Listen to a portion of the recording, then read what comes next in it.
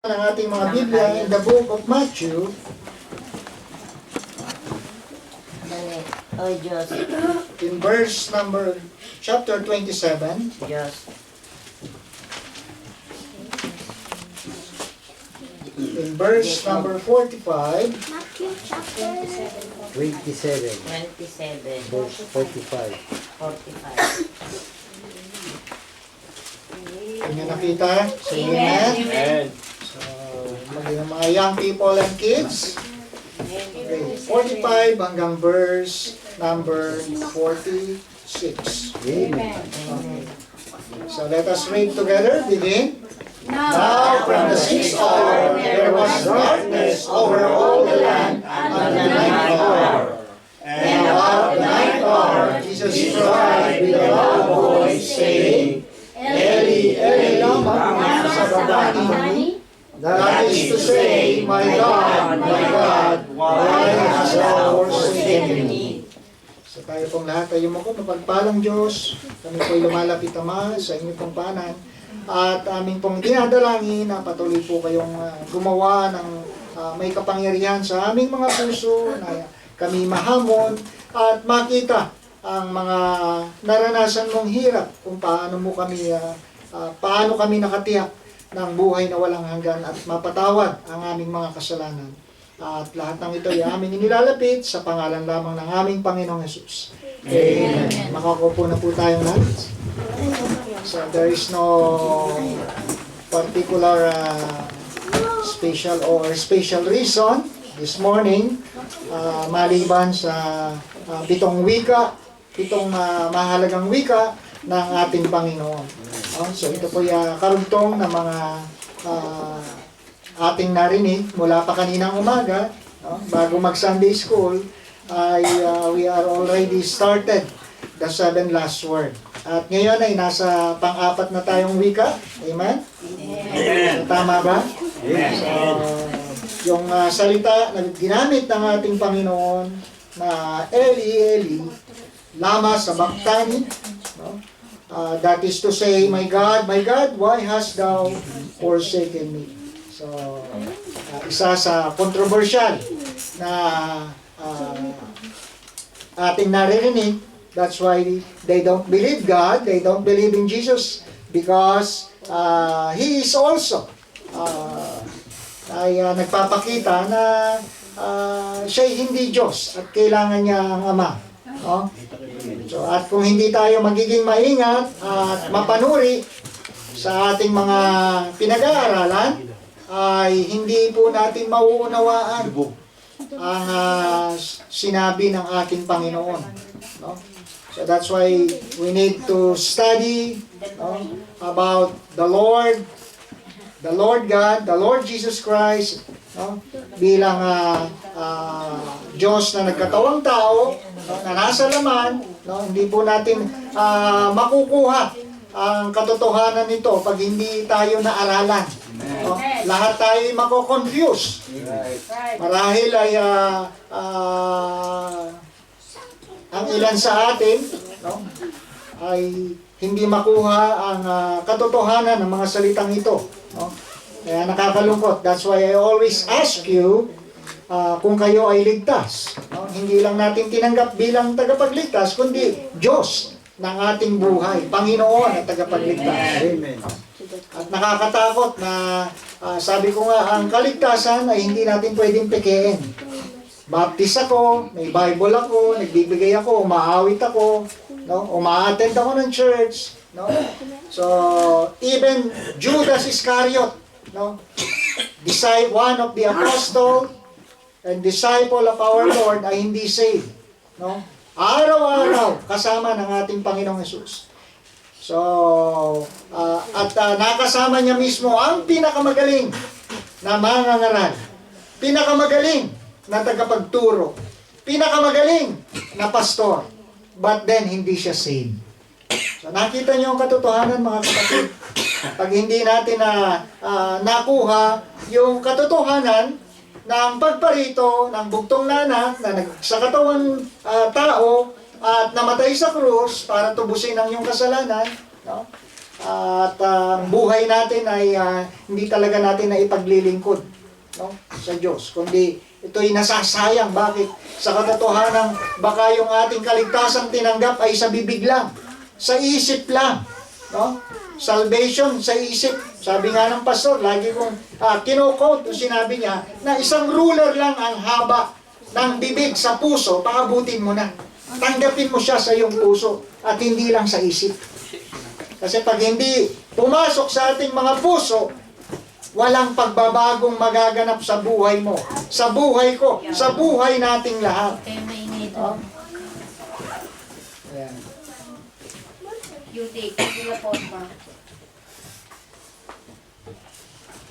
So, walang mababago sa ating mga buhay. Naandun pa rin tayo sa ating kasalanan. Naandun pa rin tayo sa ating lumang pagkatao. No? At salamat na ang kaligtasan ay natiyak mula pa sa unang mensahe. No? Ang sabi doon, Father, forgive them, for they do not know what they are doing. No? Yung pagpapatawad sa mga taong nakagawa sa atin ng mali. At masigit po sa lahat, na tayo ay napatawad sa ating mga kasalanan ng Diyos na nagkatawang tao. Kaya ngayong ika-4 na wika na binanggit ng ating Panginoon, which is, sabi dyan, now from the 6th hour, there was darkness over all the land unto the 9th hour. So, from 6th hour, no? Yan po ay from 6 a.m. to 9 a.m., no? And the 9th hour is 9 to 12. Kaya 6 na oras na nakabayubay ang Panginoon. No? So siguro ilang minuto ka lang na nakapako at nakasabit ang iyong katawan, na bumubuhat lang sa iyo ay yung mga pako na nasa kamay. Eh baka hindi na natin makuhang magsalita. No? So nakita natin yung hirap na kanyang naranasan. We believe that Jesus Christ is 100% man and 100% God. No? Hindi ibig sabihin siya nagkatawang tao ay hindi na siya Diyos.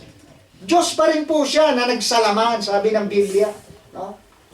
At ang berbo ay, sabi doon, at ang salita ay nagsalaman. Ang Diyos ay nagpakahayag sa laman sa pamagitan ng Panginoong Hesukristo. No? At sabi yan, siya ay nagsalita na, Ama, bakit mo ako pinabayaan? So bakit niya ba binanggit ng Panginoon ang mga katagang ito?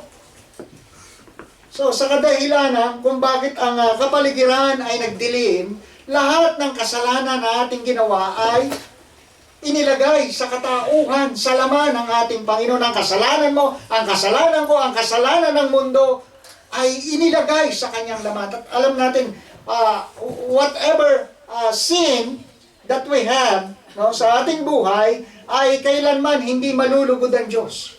Because He is a holy God. Siya isang banal na Diyos. At walang pwedeng manahang kasalanan sa harapan ng ating Panginoon. Ganon siya kabanal. Kung kaya't ang sinabi ng ating Panginoon, Ama, bakit mo ko pinabayaan? Being in the flesh, being in agony, no? Sa matinding hirap na kanyang naranasan, ang sabi doon. So, these words that Jesus spoke, no, ay natupad, no, dito sa Book of Psalms, o Book of Isaiah, no? Isaiah 53.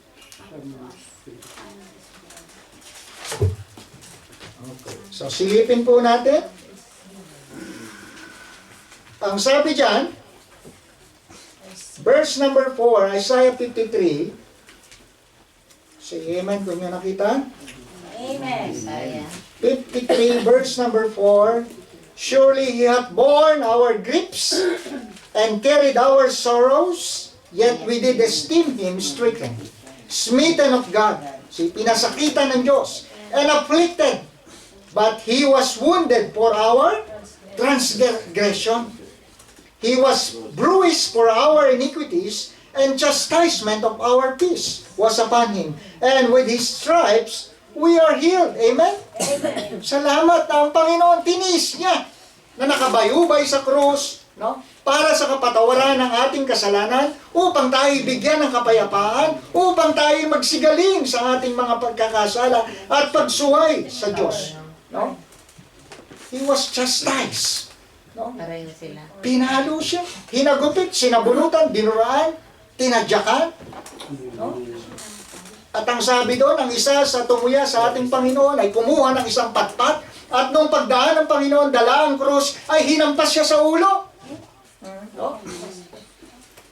So nakita nyo? May tama. At doon yung mga panunuya, akala ko ba ikaw ang tagapagligtas? Bakit hindi mo ngayon iligtas ang iyong sarili? No? So nakita nyo panunuya, yung kasalanan ng mundo, kasalanan ng tao, hindi man tayo ang humampas sa Diyos, parang tayo na rin ang gumawa nun. No? Why? Ipinako ang mga kamay ng ating Panginoon dahil sa kasalanan. Kasalanan na pagsuway at hindi natin pagsunod sa Diyos. That's why the Lord said, my God, why hast thou forsaken me? Ipinikit ng Diyos ang kanyang mga mata. Hindi niya maituon ang kanyang paningin sa kanyang bugtong na anak na naghihirap, nakabayubay sa krus at mamamatay. No? At alam natin, ang ating Panginoon ay anytime, no? Ang mga anghel sa kalangitan naghihintay na lang ng komando niya. Amen. No? Amen. That is 132,000 angels na kayang pumatay ng isang anghel na 82,000. Isang anghel lang yon. At sabi niya, 12 legion, no, of angels nakaabang, pero hindi ginawa ng Panginoon. No? Kaya sabi niya, bakit mo ako pinabayaan? Dahil ipinikit ng Ama ang kanyang mata. Dahil sa dinala niyang mga kasalanan natin. Hindi tayo matingnan ng Diyos dahil sa karumihan, sa kasalanan. At salamat ang Panginoon, tiniis. No? Hanggang sa kamatayan.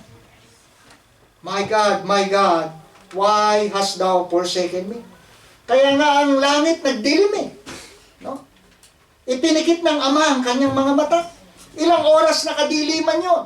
Ang araw hindi nagbigay ng liwanag. From 6 hour to 9 hour. 6 na oras na madilim. Doon sa bundok ng Kalbaryo. Bundok ng Golgota.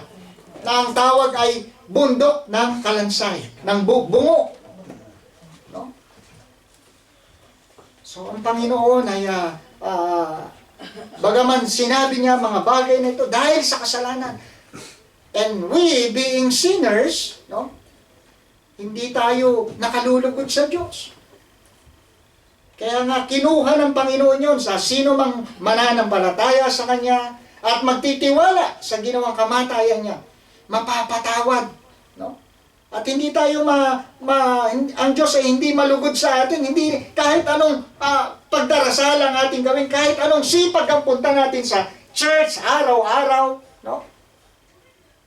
Kung yung kasalanan na yan ay hindi napatawad, no, sa pamamagitan ng kamatayan ni Jesus, hindi nalulugod sa iyo ang Diyos. Kaya sabi nun sa Isaiah, tayo'y nagsigaling at yung kapayapaan naranasan natin dahil sa kanyang naranasang hirap sa krus. Amen? That's why we have peace with God. Meron na tayo ngayong kapayapaan sa harapan ng Diyos dahil sa kamatayan ng ating Panginoon. So this is the reason why minsan ay yung mga katagang ito, no, kung hindi natin mauunawaan, hindi ko alam kung ilang taong ka ng Kristiyano, no? Hindi natin kayang ipaliwanag ito kung hindi ka nagbabasa ng Biblia.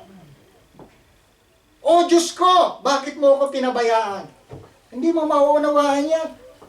At hindi mo kinakailangan mag-Bible school, makakuha ng diploma para maunawaan ang salita ng Diyos. No! You need to read the Word of God. At hindi nga natin alam kung ito ba'y hula ng katuparan na nasulat sa lumang tipan at natupad doon sa krus kapag kabayubay ng ating Panginoon. And thanks God. Bagaman tayo makasalanan ngayon, nalulugod na sa atin ng Diyos. Ngayong nalulugod na sa atin ng Diyos, minsan hindi pa natin makuhang paglingkuran ang ating Panginoon. Nangihinayang tayo sa oras, nangihinayang tayo sa ating mga kalakasan, sa ating pananalapi, sa ating buhay. Sabi ko nga, di ba, last Sunday, kinumpute natin yung buhay ng isang normal na tao. Within 24 hours, wala pa tayong naibibigay sa Diyos. Kung ang Sunday lang ang ating paglilingkod. Doon sa 24 hours, wala pa ang Sunday doon. Hindi pa kasama. At kung ito'y kukumputin, 3 buwan lang yata, tama ba? Sino ba nag-take note? 3 buwan lang sa loob ng isang taon ang pwede nating makonsumo, magawa para sa Diyos. Pero ilang oras ang napakaraming para sa atin. Pero sa Diyos, kakapurit. Nakapanghihinayang. No? Sayang, nakakapagod. No? Nakapanlalamig. Parang gusto na natin sumuko. Pero ang Panginoon, hanggang kamatayan, hindi siya sumuko, mga kapatid. Tuloy. Bakit? Para sa iyo. Para sa akin. Yan ay langit ang kapalit. Salamat yung tayo'y nagtiwala. Naunawaan natin yung kanyang ginawa sa krus. Amen? Hindi lang ngayong mahal na araw na pinagdidiwang ng mundo. Baka meron pa sa inyo naniniwala, masama kumain ng karne, bawal maligo. No? Ayan. So yung mga paniniwala na dala-dala mo pa rin, baka hindi ka ligtas. Nakakatakot yan. No? Check mo ang iyong salvation. Baka hindi ka paligtas. So hindi tayo nabuhay sa tradisyon, nabuhay tayo sa salita ng Diyos. Amen? Man shall not live by bread alone. Amen. So, salamat. Ang mga bagay nito, bagaman mahirap para sa Diyos, sa atin parang we take by granted. No? Parang wala lang.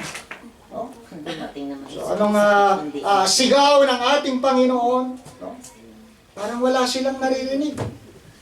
No? Mamaya matatalakay pa natin ang mga ilan sa kanyang mga wika. No?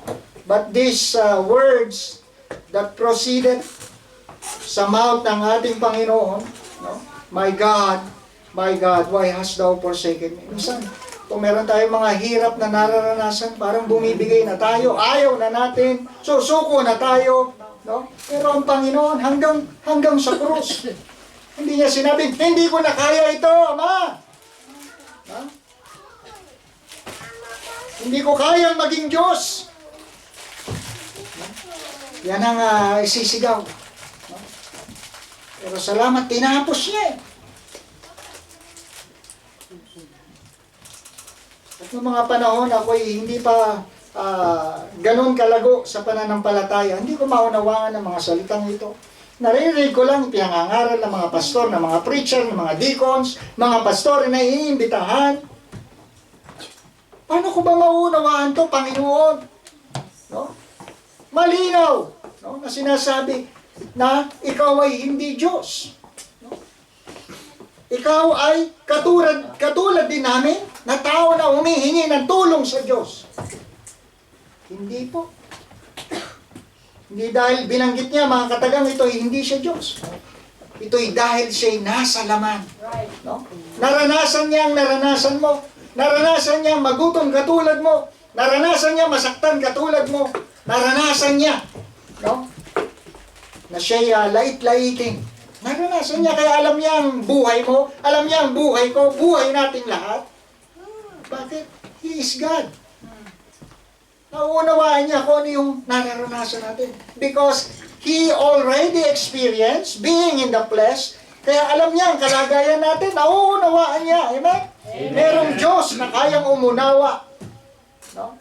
Kung sa tingin mo hindi ka kayang unawain ng Diyos, lahat ng pangunawa, lahat ng konsiderasyon, binigay niya sa iyo, binigay niya sa atin. Why? He understands. He loves you. Mahal ka ng Diyos. So sa akin pong magtatapos, this message, no? The fourth word of the Lord on the cross, na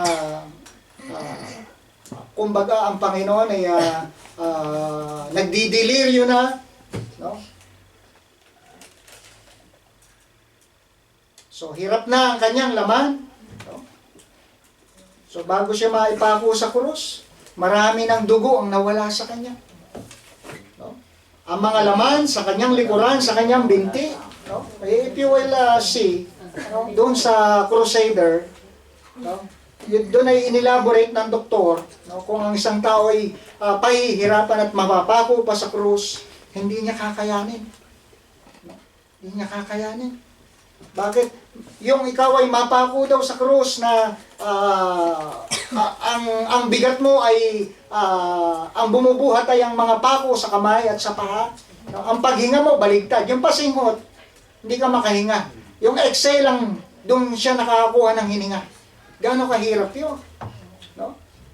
At yung katad na inihampas sa kanyang likod, hindi simpleng latiko na nakikita nyo na nandun sa kalsada na nagaganon, no? Nagpapalaspas. Hindi yon. Yun ay may mga ngipin na mababangis na hayop, may mga bakal na nakatali. Kaya pag hinataw sa'yo, kasama laman. No? Ang Panginoon, hindi na makilala ang kanyang mukha. Namagana ang lahat. No?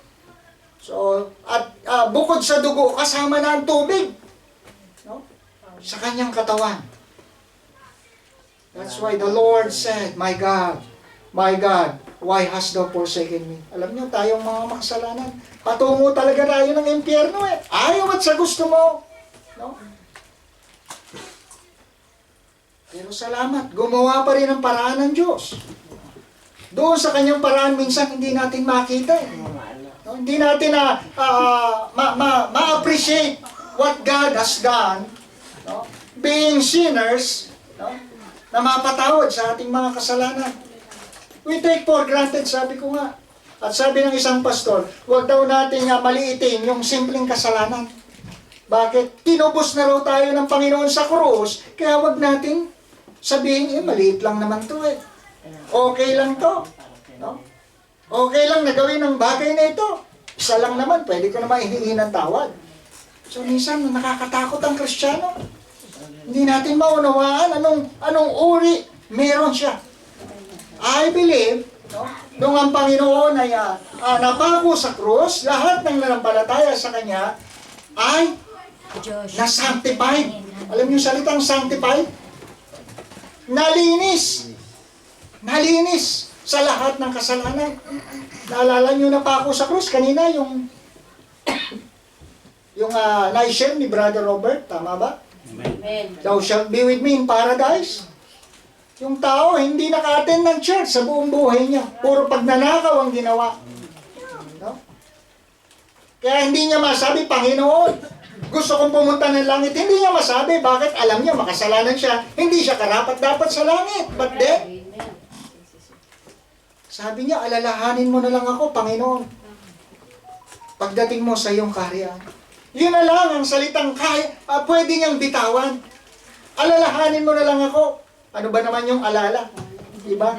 Kasi ang pag-alala ay ibig sabihin wala ka nang magagawang iba maliban sa maalala mo lang sa iyong isip eh. Yun na lang ang pwedeng magawa para sa Kanya. Pero anong sabi ng Panginoon? Ngayon din, di ba? Sasama kita. Paano nangyari yun? Hindi nga alam ng tao na siya ay sanctified eh.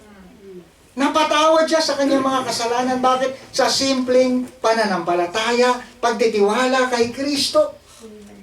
Sabi nga, He made it. Paano nangyari? Hindi na-baptize. Hindi umawit. Hindi nagkaloob. Pero saved. So nakita nyo? Ganon ka makapangyarihan ng Panginoon. Kahit sa krus, nakuha niyang mag-soul winning. Amen. Amen. Amen. Hanggang sa huling hininga niya, no? Thou shalt be with me in paradise. I believe, siguro. Hindi naman, kung ako'y bibigyan ng Panginoon na makapaglingkod, ngayong naunawaan ko na ako'y ligtas, maglilingkod ako, magtatapat ako. Bakit? Yung tao, kahit gustong maglingkod, nakapako na, wala na magawa, mamamatay na lang siya eh. So, hindi naman ganun ang ating sitwasyon. May oportunidad para paglingkuran mo ang Diyos ng mga Diyos. Hari ng mga hari. Amen? Amen. And it is privilege to serve God. Amen? Amen. At yan ay, ang nakaka-appreciate lang po niyan, yung mga tunay na ligtas. Ang tunay na mga Kristiyano. How come na ma-appreciate ng isang hindi saved, no? Nagkukunwang ligtas pero hindi ligtas, no? And yet, na-enjoy niya ang ministry ng Lord, na-enjoy niya ang church, na-enjoy niya ang fellowship. How come? Paano nangyari yun? It is impossible. Bakit? Wala siyang appetite sa salita ng Diyos. Papasok sa kaliwa, lalabas sa kanan. Wala lang. Bakit? Hindi saved. And I pray na lahat tayo saved. Yan ang panalangin ng inyong pastor. Panalangin ng ating pastor sa Pilipinas. Amen. Hindi dahil ikaw ay nabaptize, kumakanta, nagpe-preach, saved ka eh. Be sure of your salvation. Siguraduhin mo. No? May pastor nga, minsan nangangaral, hindi saved eh. Na-saved nung ando na siya sa ministry. Worker pa. No? Laging kasama ang pastor. Pero salamat, hindi pa rin huli ang lahat, na-save siya. Amen? Amen. So that is the best thing na pwedeng maranasan ng isang tao. Kaya hindi pa huli ang lahat, kaya may mga mananampalataya, di ba? Na-rebaptize ulit. Bakit? Kasi, Pastor, hindi po ako sure sa unang salvation ko eh. Nagpabaptize, tinanggap si Kristo, tinuruan ng gospel. Nabaptize ulit, hindi masama. Ang malungkot, yung nagkukunwaring ligtas. Amen? Bakit? Impyerno yan. Magpawalang hanggan. So wala nang balikan. There's no way of escape pagka nandun na ang kaluluwa ng tao sa impyerno. At sabi doon, pansamantala, hahanguin ka. Salamat, may konting ginhawa kahit nasa impyerno ka. Bakit? Haharap ka sa judgment seat of Christ. Para yung kalalagyan mo mas mahirap. Kung andun ka sa impyerno, dadaling ka sa dagat-dagatang apoy. Kala nila tapos na, hindi pa. Meron pa, mas mahirap. Kaya ito ang ginawa ng Panginoon. At yan ang kalagayan ng tao. Inilagay ang lahat ng kasalanan sa katawan na ipinako. Kasi yun yung handog na dapat mamatay eh. No? Siya yung tupa, huling tupa na ihandog. Kasi kung walang may handog na tupa, walang kapatawaran sa ating kasalanan. At yung katawan niya, doon inilagay lahat ng kasalanan mo, kasalanan ko. No? At salamat. Ito yung naging pambayad para matubos ka sa kasalanan. So, my God, why thou hast forsaken me? So, tayo pong lahat ay tumayo.